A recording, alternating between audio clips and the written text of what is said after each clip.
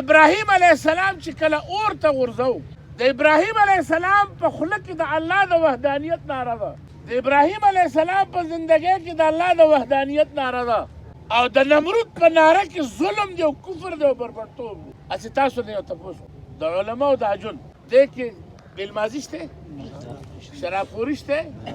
زنا شته غلا شته ډاکه شته دمتوب شته ټوله خولې د تکبیر نه ډکه ده که نه دا کوم چې ورسره مقابل دي په جلسه کې ډولي که نه ګاني که نه تاسو په دې هم نه پوهېږئ چې په دې هم نه پوهېږئ نو پوهېږئ بلا پکې یو سړی د ملک اقتدار غواړي او په ډول دې راجمع کوي یو دې د خدای په نوم راجمع کوي قوم ته حیران وي چې دا لا کومه نمونه قوم ده نو ابراهیم علیه السلام یې اور ته اچو نو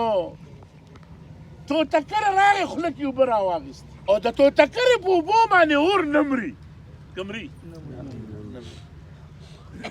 خو خپل همت یې وکړه او کربوړي پوکې شور وکړو د کربوړي په پوکي باندې اور تیزېږي توتکرې له حدیث مبارک څخه زما وینا نه ده که پیغمبر علیه السلام هم نه منئ نن که عالم ته یو نسبت په یو حدیث کې کېږي قسم په خدای که قوم حدیث ته تیار دی بیا هم د ځانه جوړ کړی حیران پاتې به هر حال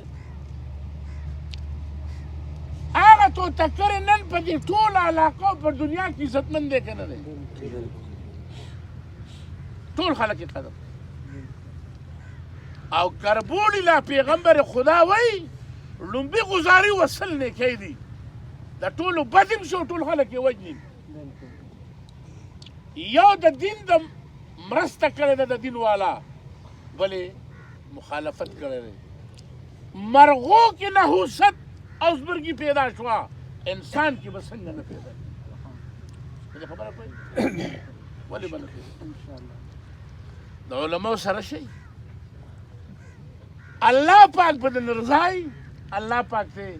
موږ په خپل حق دین ودرئ الله دې موږ صحیح سالم مسلمانان او الله دې هر هغه کار زموږ نه والي چې په کوم زموږ رب خوشحالي هر هغه کار نه دې الله موږ وساتي په کوم چې زموږ رب خفه کړي او قسم درته خورم اخیری خبره کوم دا ولاړ دا کوم ټول واورئ حدیث مبارک دی چې کله وینا کېږي واز کېږي دې ته چپ پاتې شئ او که نه پاتې کېږي نو ایمان ته به زوال نه نوځي نو موږ په دې خلکو خفه کېږو د چا له اواز ورکړو چې چپ شه نو دا د ده د ایمان خطره ده ځکه ورته وایي ولې دا خوله زما نه ده او نه د جمال الدین مولوي صاحب خوله دا ده دا کله چې د هرې خولې نه د الله لفظ وځي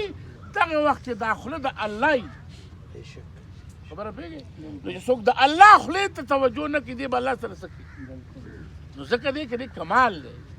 خبره د عالم د اورې منئ نه منئ جدا مسله ده خو اورېدل دا د شریعت حکم دی دا د پیغمبر علیه السلام او د الله خبره ده دا عالمان د خدای ریډوان دي په دې خوله د هغې خبره راوځي دعا ورته